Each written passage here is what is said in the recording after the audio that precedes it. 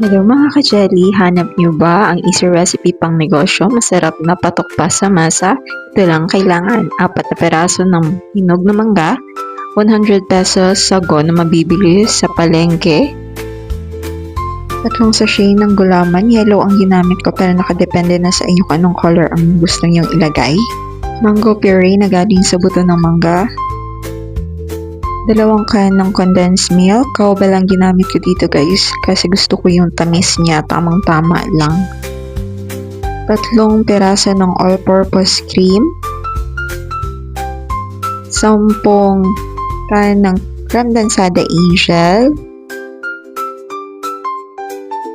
350 ml PET bottle.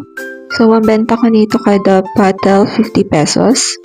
So sa mixture natin, makakagawa tayo ng 50 pieces bottle of tapioca drink.